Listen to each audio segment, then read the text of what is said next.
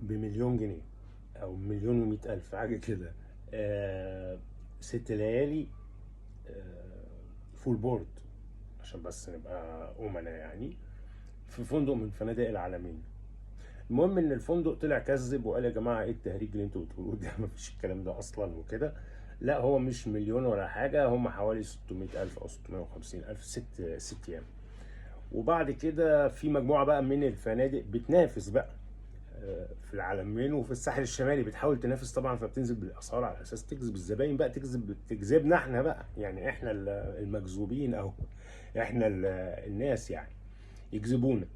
فايه، ففي فنادق بقى في الساحل الشمالي اللي هو عباره عن رمل، يعني هو ما فيهوش اي حاجه غير رمل وشويه اسمنت، يعني ما في، مش عبقريه يعني، انت مش في ريفيرا يعني، بس المهم انت هناك يعني. اليوم قال لك اللي هو المستوى يعني الاقل من المتوسط شويه، يعني اللي هو معلش يعني ما تزعلش مننا، يعني انت لمامه يعني ب 14000 جنيه في اليوم. اوكي. واللي بعديه بشويه ب 27000 جنيه، والعالي قوي قال لك يعني عشان حرام عليكم، العالي قوي ب 84000 جنيه في اليوم. 84000 جنيه في اليوم، انت قاعد واكل شارب نايم بتستحمى يعني بص انت ما فيش زيك. تخيلوا ان هي دي الاسعار. في النهايه معلش، مع احترامي الشديد للعالمين واحترامي الشديد للساحل، ده رمل يا جماعه، رمل ابيض مسطح، رمل ابيض مسطح.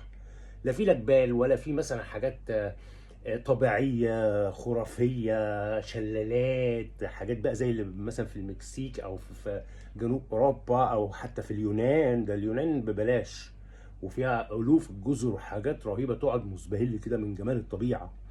لا، هو احنا رمل ابيض ناعم مسطح، مفيش اي حاجه. ونار شمس، نار حارقه، حارقه. انا عشت يعني سنوات طفولتي في العجمي وشفت يعني انا يعني اصولي اسكندرانيه يعني، فانا عارف يعني.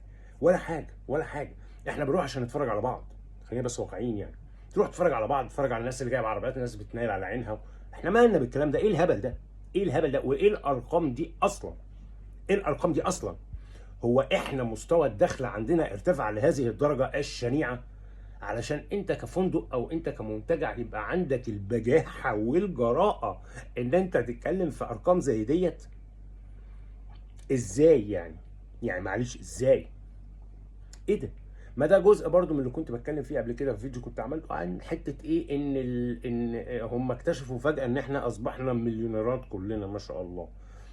مش هدخل في التفصيله ديت عشان مش عايز ايه اعكر دمي على الصبح، لكن انا بتكلم في جزئيه مهمه جدا. اوعى يفوتك العرض بتاع العالمين او العرض بتاع الساحل، اوعى. خليك محترم. اوعى بقى تاخد بعضك وتروح تقعد لي في محطه